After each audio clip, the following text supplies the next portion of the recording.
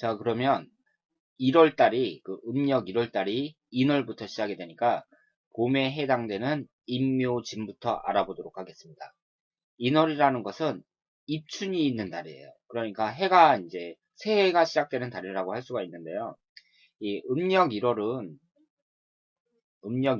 것은 이제 새해가 시작이 되는 거잖아요. 그리고 이 겨울을 지나서 가장 추웠던 그 동지가 지나고 그 겨울과 그 봄을 이어주는 그 12월이 딱 지난 다음에 1월 달이 되면 이제 그 봄이 시작되는 때라고 이제 말씀을 드릴 수가 있잖아요. 그렇게 되면 아무래도 겨울을 지나서 따뜻해진다는 의미니까 이 태양이라 병화가 그 태양을 나타내거든요. 그러니까 병화가 좀 강해진다고 말씀을 드릴 수가 있습니다. 그래서 그 음력 1월에 해당이 되는 인목은 그 갑병무에 해당이 돼요. 그러니까 인이라는 것은 양목이니까 이걸 천간으로 표현을 하면 그 봉기는 갑목에 해당이 되고요. 그리고 여기 지금 보시면 이쪽에 이렇게 쳐 있는 것이 이쪽에 쳐 있는 것이 땅이라고 하면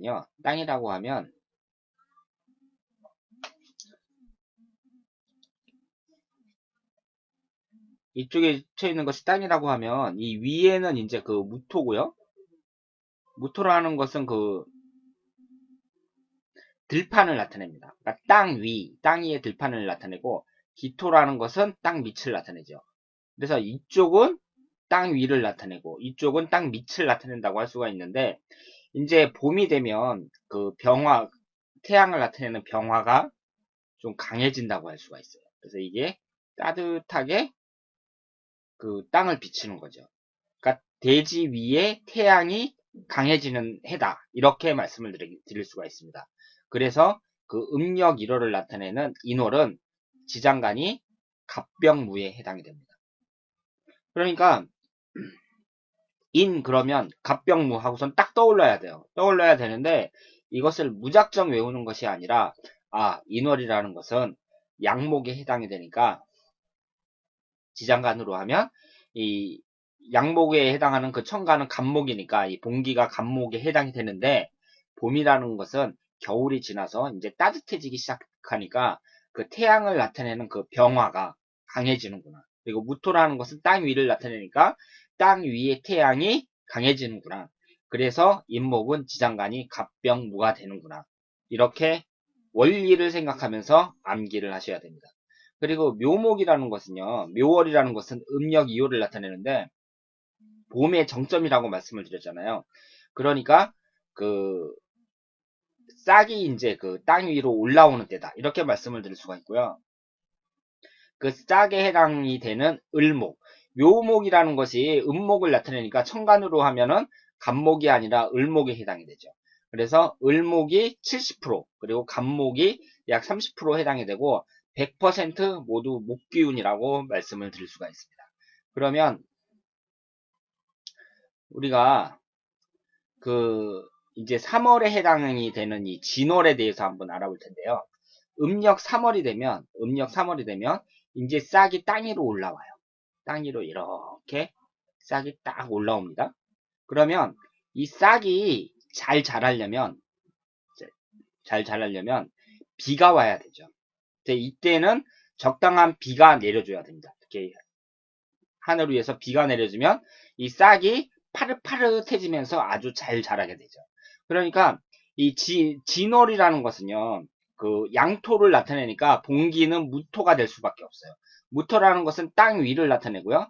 땅 위에 그 새싹이 자라는데 이 새싹이 더욱 잘 자라게 하려면 비가 와야 된다. 그래서 진월은 무을개가 됩니다. 그러니까 이걸 무작정 암기할 게 아니라 지금 말씀드린 것처럼 이 원리를 잘 생각하면서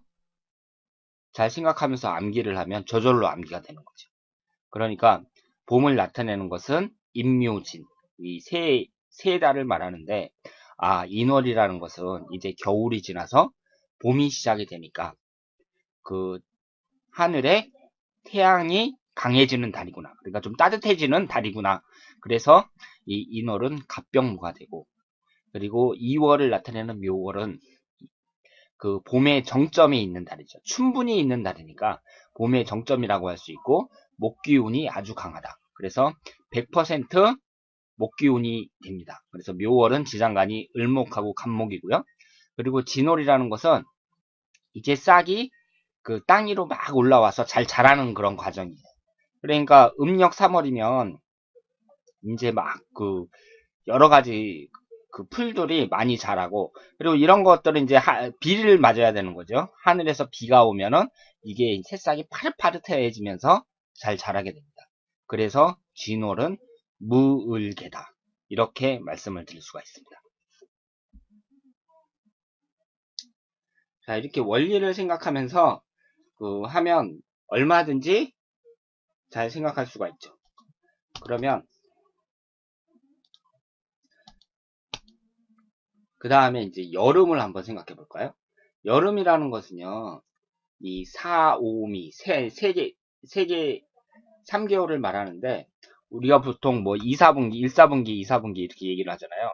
그러면 음력 4월, 그리고 음력 5월, 음력 6월을 나타낸다고 말씀을 드릴 수가 있습니다. 그럼 4라는 것은 이게 이제 화 기운을 나타내잖아요. 오하하고 화 기운을 나타내니까 그 여름에 가장 더울 때, 정점이 되는 때가 바로 5월이라고 할 수가 있고요. 이 4월달이나 5월달이나 미월 모두 따뜻한 여름을 나타낸다고 말씀을 드릴 수가 있습니다. 그러면 잘 보세요. 이 사화라는 것은 일단은 그 화기운을 나타내니까 병화가 봉기가 되잖아요. 제가 그 앞에서 말씀을 드렸죠. 체는 음이나 활용은 양이다. 이렇게 말씀을 드렸어요. 그래서 병화가 봉기가 되는데, 이제 하늘에서 태양이 계속 내리쬐면 이게 강압성 작용에 의해서 꽃이 만발하게 됩니다. 이렇게 꽃이 만발하는 시간이 음력 4월달이라고 말씀을 드릴 수가 있어요. 그러면 강압성 작용에 의해서 태양을 빛을 받으면 나무가 이제 꽃을 피우는데요. 그 꽃이 피는 그 궁극적인 목적은 바로 열매를 맺기 위해서예요. 그렇기 때문에 이 사화라는 것은 지장간이 병경무가 됩니다. 그러니까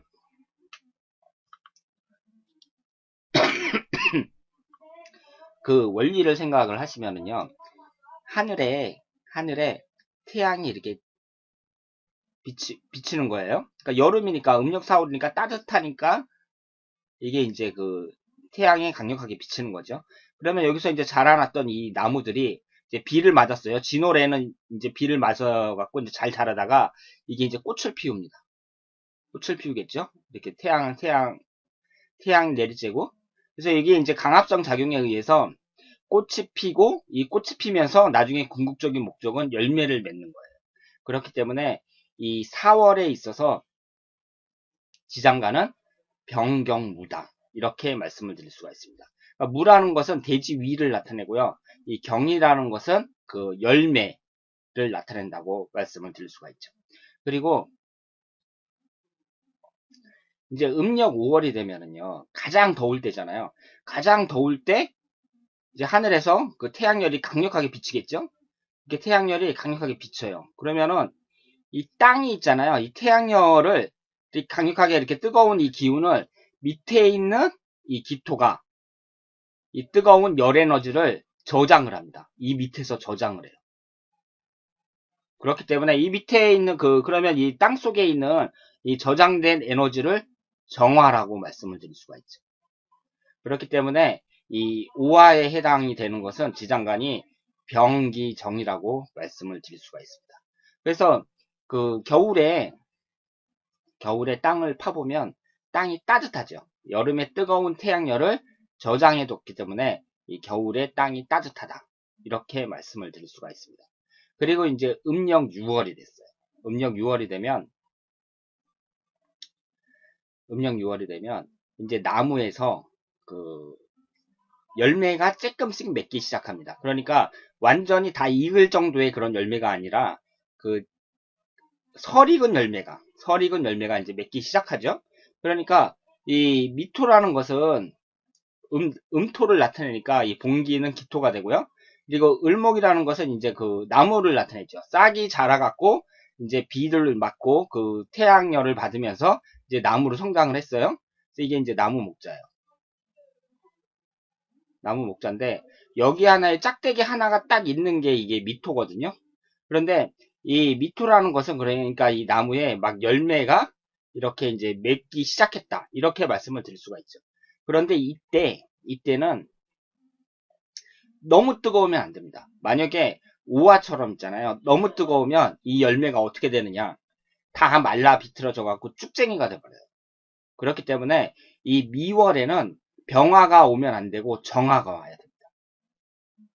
그러니까 태양열처럼 아주 뜨거운 그런 열기가 이 나무를 비추면 이 나무는 다 이 열매가 다 쭉쟁이가 돼버려요. 농사 망치는 거예요. 그러니까 미월에는 너무 뜨겁지 않은 적당한 열기, 그러니까 그 정화가 필요하다고 말씀을 드릴 수가 있습니다.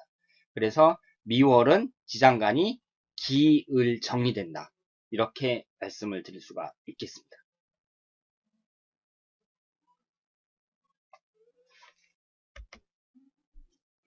자, 그러면 이제 가을로 한번 넘어가 보도록 하겠습니다. 이 가을이 되면은요, 이게 음력 7월부터 8월, 9월, 이 신월, 6월, 술월을 이제 가을이라고 하는데요. 이 가을이라는 것은 결실의 계절입니다. 결실의 계절이기 때문에 이 금을 나타내는 것이 결실, 과일, 과실 이런 것을 나타낸다고 말씀을 드릴 수가 있습니다.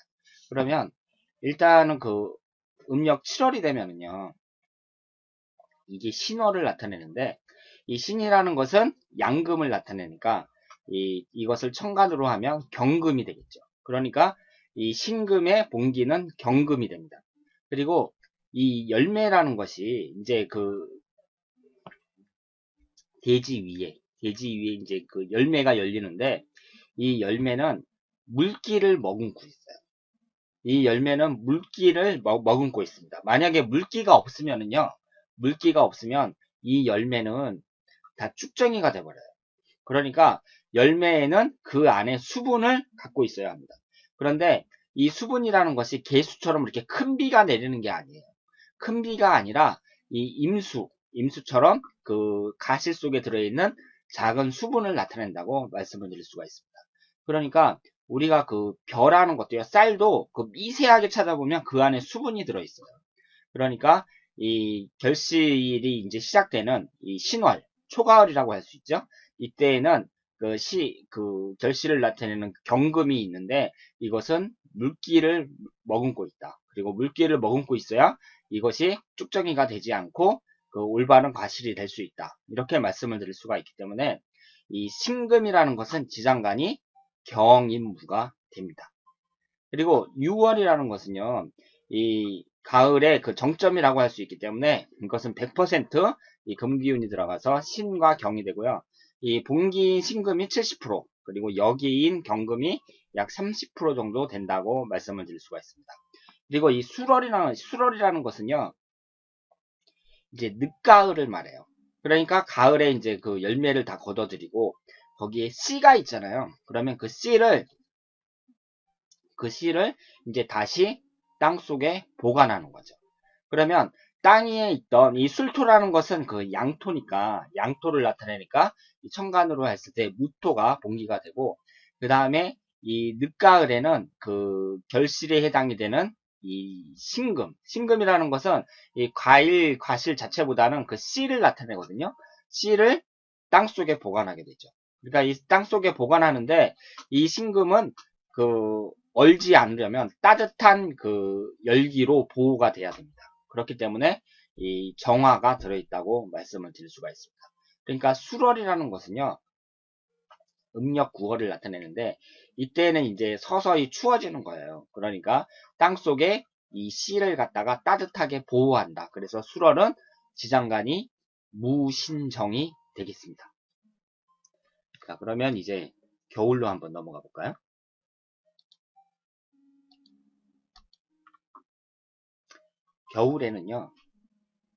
겨울에는 이제 해자축 이 3개월을 그 겨울에 이제 해당이 된다고 말씀을 드릴 수가 있는데, 이 음력 10월 이때는 이제 그 초겨울이라고 할 수가 있죠. 그리고 자월이 겨울에 가장 정점이 되고, 이 축월이 이제 그 봄과 연결이 되는 환절기라고 말씀을 드릴 수가 있습니다. 그러면 이 해수라는 것은 제가 앞에서 말씀드렸다시피 이게 이제 그 채는 음수나 활용은 양이다 해갖고 이 봉기는 임수가 됩니다. 임수가 되고요. 이 보면 겨울에 보면 이 나무 뿌리가 있잖아요. 나무 뿌리가 있는데 여기에 이제 들쳐 있는 게 이제 땅이라고 보고요. 그러면 이 밑에 이제 이 나무 뿌리가 이렇게 있거든요. 그럼 겨울이 되면 어떻게 되냐면 그 여름에 이제 그 열기를 저장을 해두고, 그리고 비가 오면 또 땅속에서 물기를 저장을 해둡니다. 그래서 겨울에 보면은요, 이 물이 이 뿌리를 이렇게 감싸면서 보호하고 있어요. 그래서 겨울에 땅을 파잖아요. 나무를 파면은 나무의 그 뿌리가 축축해요. 나무의 뿌리가 축축합니다. 그 얘기는 뭐냐면 겨울에는 비가 잘 안 오잖아요. 그럼 여름에 비를 땅속에서 이렇게 저장을 해놨다가 이 뿌리를 감싸면서 이렇게 수분을 공급을 해주는 거죠.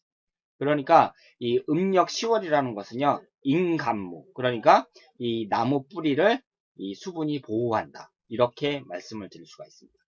그리고 이 자월은 동지가 있는 달이기 때문에 그 겨울의 정점이라고 할 수가 있고요. 이 100% 수기운만 있습니다. 그래서 임수가 70%, 개수가 30%라고 할 수가 있습니다. 그리고 축월이라는 것은요, 그 동지가 들어있는 이 한겨울에부터 이 봄이 시작되는 인월 사이에 그 환절기라고 할 수가 있는데, 그러니까 늦겨울이라고 말씀을 드릴 수가 있죠. 근데 이 축토라는 것은 음토를 나타내니까 그 천간으로 표기하면 기토가 됩니다. 그래서 이 봉기는 기토가 되고요. 이때는 이제 그 땅 속에 겨울 내내 있었던 이 씨가 이제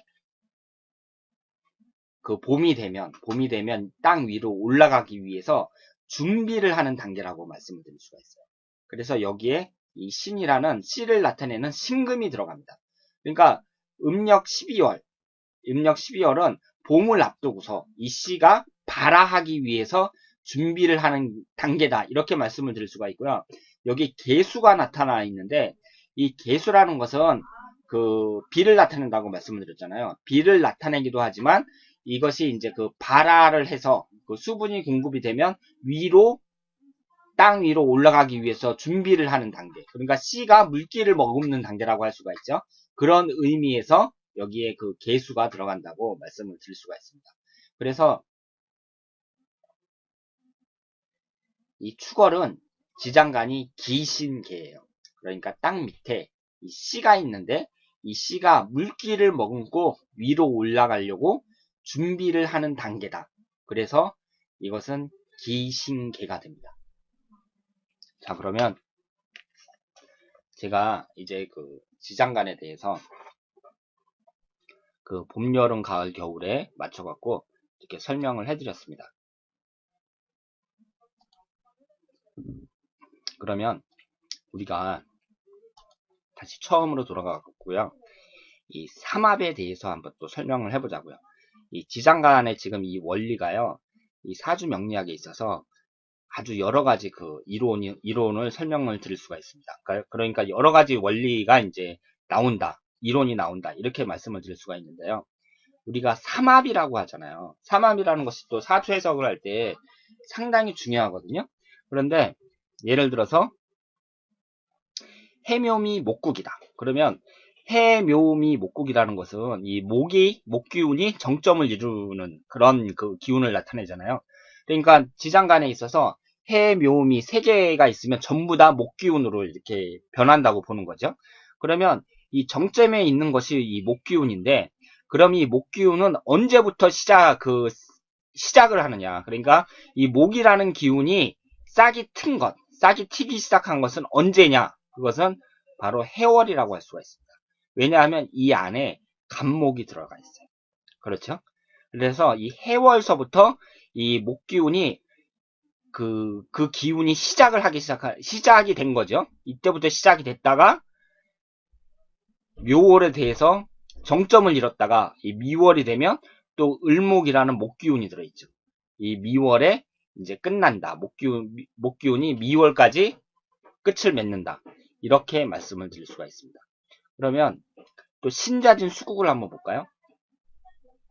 신자진 수국이라는 것은 삼합에서 이 자수가 이제 정점을 맺고요. 수기운이 가장 정점을 맺는 것이 이 자월이라고 할 수 있습니다. 그러면 이 수기운이 시작이 되는 것, 이 수기운이 시작이 되면서 이제 수기운을 맺기 시작하는 것, 싹이 트는 것, 그때가 언제냐? 바로 신월이라고 할 수가 있어요. 음력 7월이라고 할 수가 있죠. 이때 임수가 들어있습니다. 이 신월에 보면 경임무라고 제가 말씀드렸잖아요. 임수가 들어있어요. 그러면서 이 수기운이 조금씩 성장을 하다가 이제 자월에 대해서 정점을 찍는 거죠. 그리고 조금씩 사라지다가 진월이 되면 개수가 들어있습니다.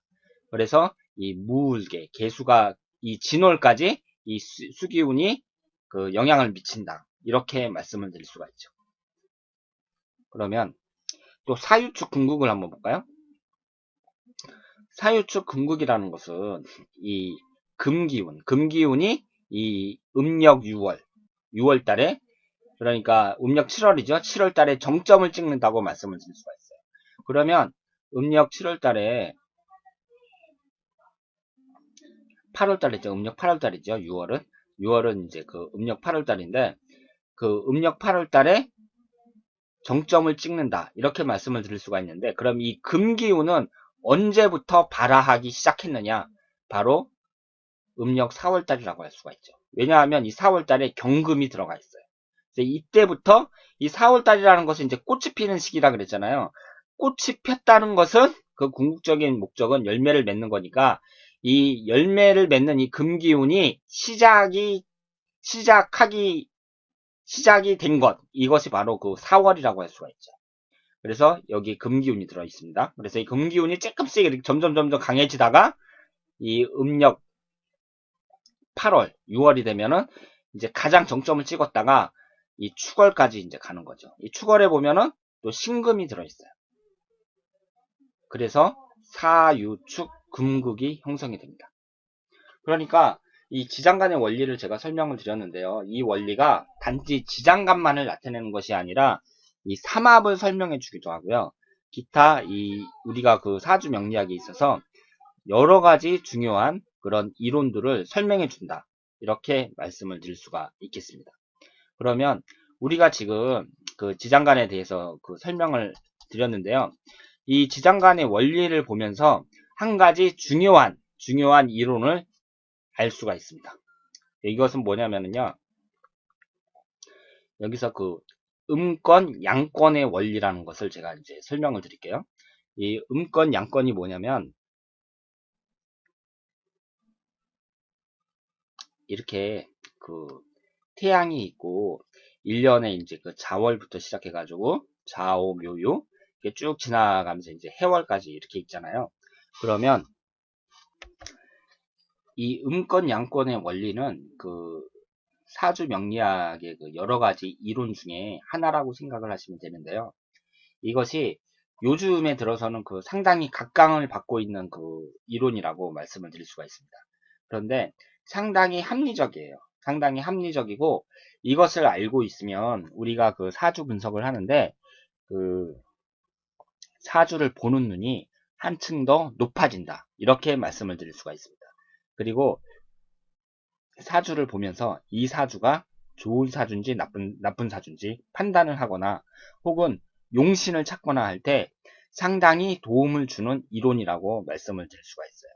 그래서 이 음권 양권 이론을 이제 그 전문적으로 그 깊게 공부해 갖고 뭐 한 가지 중요한 그 여러 사람들이 그 학파를 만들기도 하고요.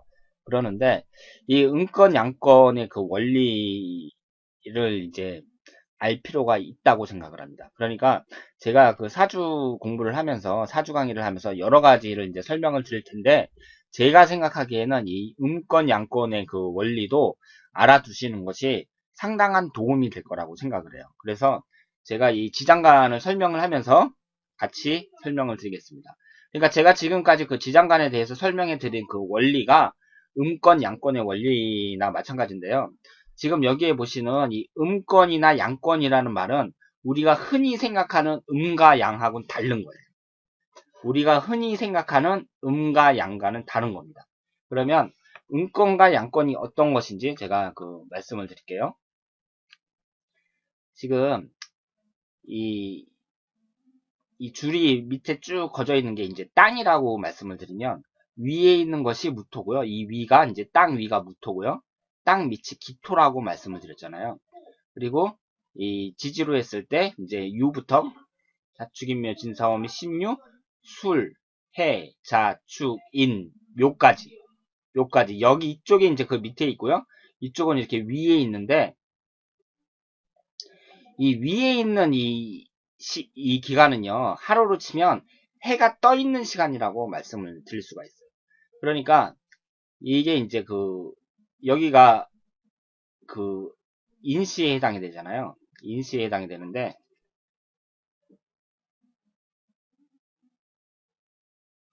인시에 해당이 되면 이때부터 이제 새벽 3시 반부터 새벽 5시 반까지가 이제 인시에 해당이 된다고 할 수가 있는데요. 이때부터 해가 떠가지고 해가 비치는 시간이 바로 이 시간이라고 말씀을 드릴 수가 있습니다. 그리고 이쪽은 밤이라고 할 수가 있어요. 해가 지고 밤을 나타낸다고 말씀을 드릴 수가 있죠. 그러니까 이때 이쪽은 낮이고요. 이쪽은 밤이에요. 그렇죠? 그래서 여기에 보시면 태양을 나타내는 병화가 여기에 들어있고 달빛을 나타내는 달을 나타내는 은은한 달빛을 나타내는 정화가 여기에 나타나 있습니다. 그리고 하늘에선 비가 오잖아요. 그러니까 하늘의 비를 나타내는 이 개수가 이 위에 있고요. 이것이 양권에 해당이 되고 그리고 땅 속에서 물을 저장해서 뿌리를 보호해주는 지하수라고도 할 수 있죠. 이 임수가 이 음권에 해당이 됩니다. 그리고 가을의 결실, 열매라고 할 수 있는 경금이 여기에 해당이 되고요. 그리고 그 열매의 씨라고 할 수 있는 신금이 여기에 해당이 됩니다. 그리고 이 나무의 뿌리라고 할 수 있는 이 간목이 땅 밑에 있으니까 이 음권에 해당이 되고요. 이 을목이 양권에 해당이 돼요.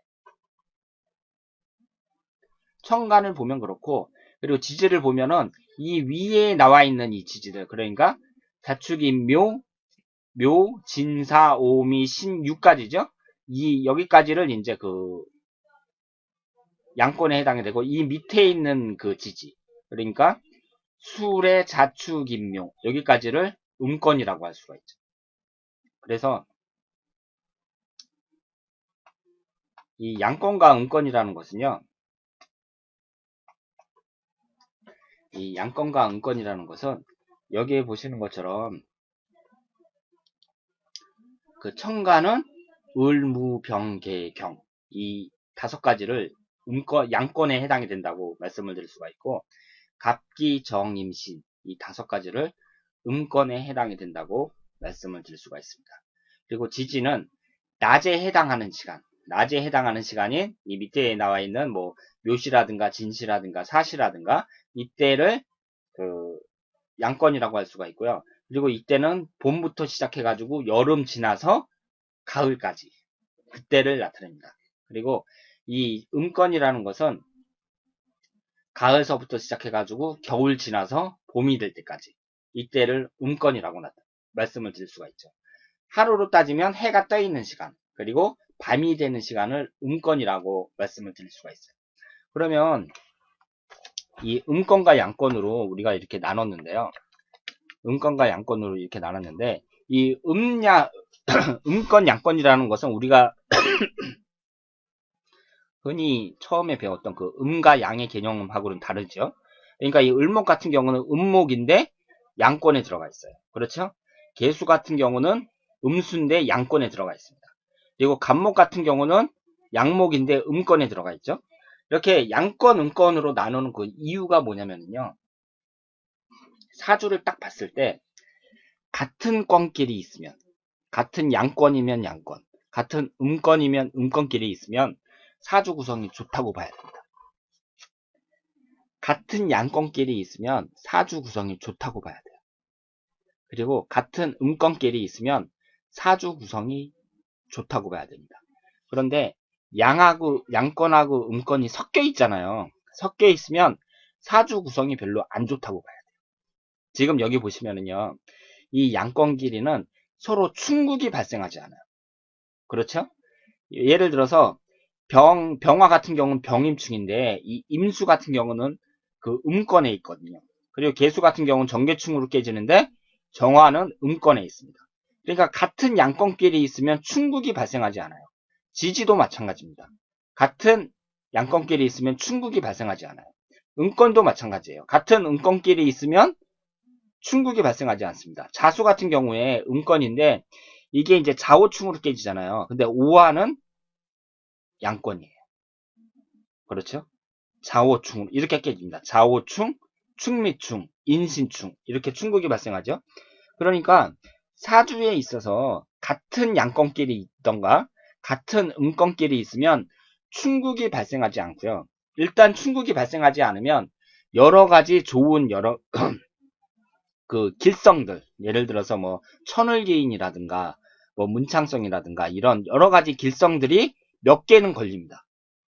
그러니까 사주를 딱 봤을 때요, 사주가 충국이 발생하지 않고 그리고 그 여러 가지 길성이 있고 그러면 그건 좋은 사주죠. 그런데 이런 것을 한눈에 딱 파악할 수 있는 방법이 뭐냐면, 아, 이 사주는 같은 양권끼리 있구나. 아, 이 사주는 같은 음권끼리 있구나. 이렇게 봤을 때, 아, 같은 양권끼리 있으면, 아, 이 사주는 비교적 흐름이 좋구나. 그리고 같은 음권끼리 있으면, 아, 이 사주는 흐름이 좋구나. 이렇게 판단할 수가 있고요. 만약에 이게 섞여 있잖아요. 그러면, 아, 이 사주는 흐름이 별로 안 좋구나. 질이 좀 떨어지는구나. 이렇게 판단할 수 있습니다. 그러니까 이것이 100% 맞는 건 아니에요. 100% 맞는 건 아닌데, 우리가 사주를 봤을 때, 사주를 이제 한눈에 딱 봤을 때, 아, 이 사주가 어느 정도 수준이 되는 사주냐. 그러니까 그릇이 어느 정도 크냐. 뭐 이런 것을 한눈에 이렇게 딱 보는 방법 있잖아요. 그것은 제가 지금 말씀드린 이 양권과 음권을 알고 있으면 상당히 유리하다고 할 수가 있죠. 그래서 사주가 특히 그 사주팔자가 있으면 월지 같은 경우는 그 영향력이 크다고 말씀을 드렸잖아요. 그러면 일간하고 월지가 같은 건에 있다든가 아니면 일지가 같은 건에 있다든가 이런 것을 이제 한눈에 딱 파악을 하는 거죠. 그러면서 아, 이 사주가 좀 좋은 사주구나. 아니면 수준이 있는 사주구나. 혹은 수준이 떨어지는 사주구나. 이런 것을 간파할 수 있어야 합니다. 그런 점에 있어서 이 음권 양권이라는 이 이론은 우리가 사주 분석을 하는데 상당히 큰 도움이 돼요. 그리고 용신을 정할 때도요. 용신을 정할 때에도 이 같은 권에 있는 것, 같은 권에 있는 것끼리 해당되는 그 용신이 훨씬 더 효과가 좋습니다. 그러니까 내가 이제 그 화가 용신 그 병화일주란 말이에요. 병화일주인데 병화일주면은요. 여기에 그 정화가 있잖아요. 정화가 있으면 이것은 큰 도움이 안 돼요. 별로 큰 도움이 안 됩니다. 그리고 이 똑같은 그 목기운이라고 하더라도 이 을목이냐 간목이냐 그리고 묘목이냐 임목이냐 거기에 따라서 그 성격이 달라진다고 말씀을 드릴 수가 있어요.